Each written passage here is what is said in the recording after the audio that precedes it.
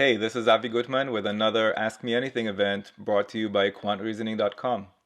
I invite you to join me live next time. We do this every Saturday at 11 a.m. Eastern, and you can attend for free by starting your free trial at quantreasoning.com.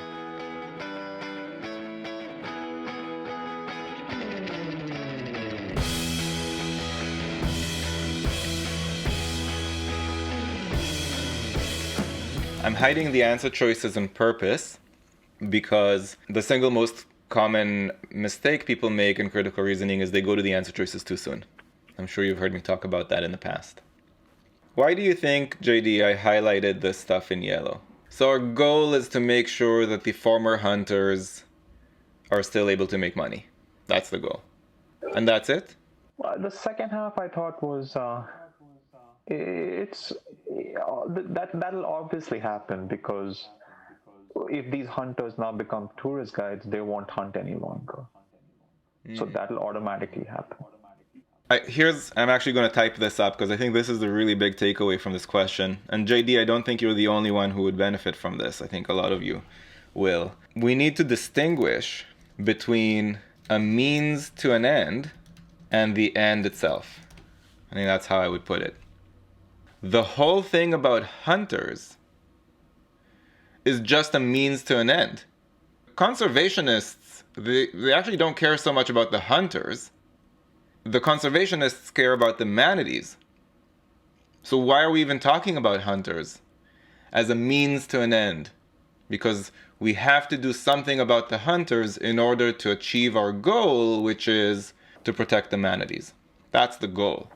And the whole thing about the hunters is just a means to an end. It's a means to achieving that goal. And I agree with Dipanjan that we really have to pay very close attention to these three words.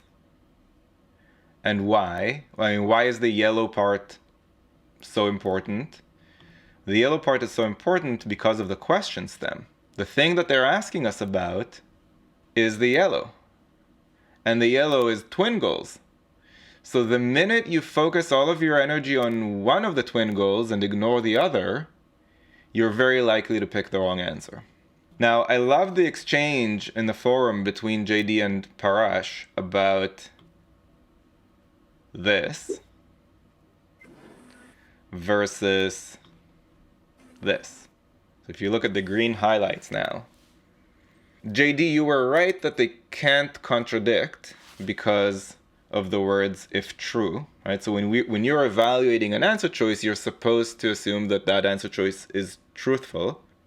So how is it possible that that answer choice is telling the truth and also that this is telling the truth? Because the free info in critical reasoning is also not allowed to lie. So this is definitely true, and at the same time, this is also definitely true. How is it possible that they're both telling the truth? Can anybody articulate how that's possible?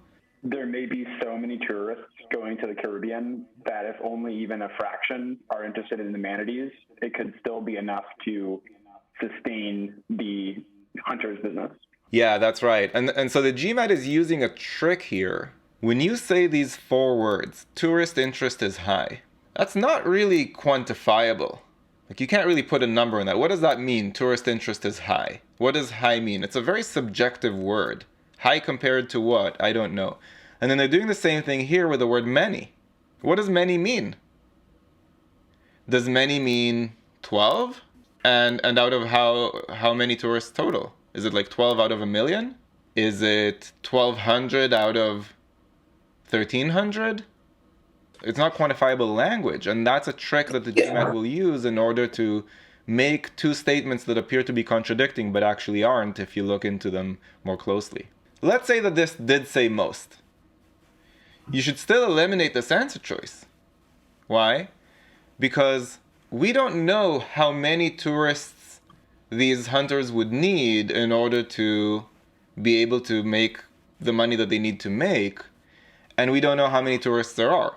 So maybe there's 1 million tourists, and most of them have no interest in seeing the manatees, but 10,000 of those million will pay any price you charge to go see the manatees, because that's the whole reason they went to the Caribbean, was to see the manatees.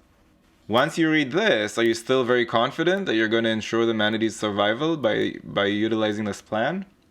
If an animal has a fragile habitat, and then you increase your visits into that habitat, you used to visit that habitat once a week, now you visit that habitat 5 times every day, do you think that that could have an impact on the survival of that animal, given that it's a fragile habitat and you're now increasing the number of visits into that habitat? And that's what makes E the right answer. If you found this video useful, go to quantreasoning.com for a lot more where that came from. You should also click that like button and let me know in the comments below what you'd like me to make future videos about. And of course, if you haven't yet subscribed, go ahead and do that and click that bell below so you get notified about future videos. See you next time.